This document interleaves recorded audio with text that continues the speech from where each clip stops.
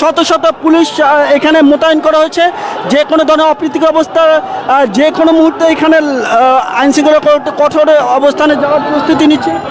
আমরা দেখানোর চেষ্টা করছি দর্শক, এখানে দুই পক্ষই কিন্তু কঠোর অবস্থানে ইসলামী ব্যাংকের চেয়ারম্যান তার পদত্যাগের দাবিতে যে মানববন্ধন, সেই মানববন্ধন গ্রাহক ফোরামের মানববন্ধনকে ঘিরে কিন্তু এই মুহূর্তে উত্তেজনাকর অবস্থাতে চলছে দর্শক।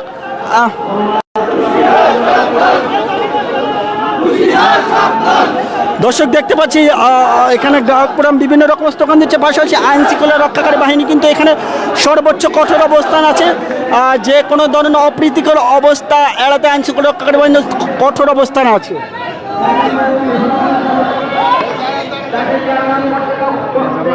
দর্শক আমরা এখানে দেখতে পাচ্ছি বিভিন্ন রকমের প্ল্যাকার্ড হাতে নিয়ে কিন্তু ইসলামী ব্যাংকের নতুন যে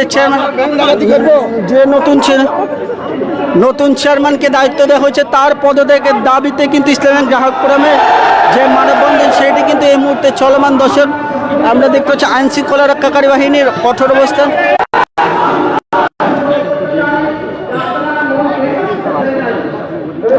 দুই পক্ষই কিন্তু কঠোর অবস্থান আছে দর্শক।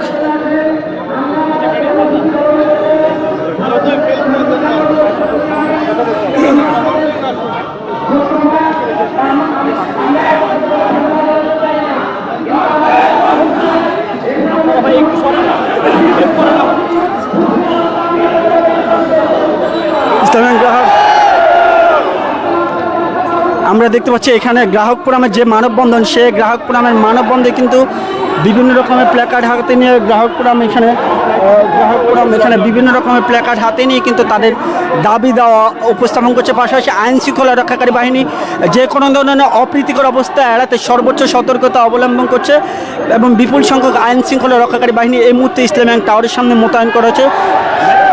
এত সময় নেওয়া যাবে না, আমার উপর কিন্তু সাংঘাতিক প্রেশার। আমি কিন্তু বললাম আমাদের দায়িত্ব সম্পর্কে দেখতেছে তো,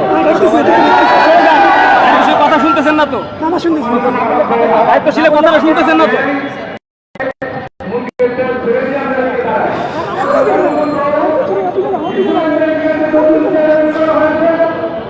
ইসলামী ব্যাংকের চেয়ারম্যান পদত্যাগের দাবিতে গ্রাহক ফোরামের যে মানববন্ধন, সেই মানববন্ধন এই মুহূর্তে মতিঝিল ইসলাম টাওয়ারের সামনে চলমান। পাশাপাশি আইন শৃঙ্খলা রক্ষাকারী বাহিনী এখানে কঠোর অবস্থানে আছে। যে কোনো ধরনের অপ্রীতিকর অবস্থা এড়াতে কিন্তু আইন শৃঙ্খলা রক্ষাকারী বাহিনী সর্বোচ্চ কঠোর অবস্থানে আছে।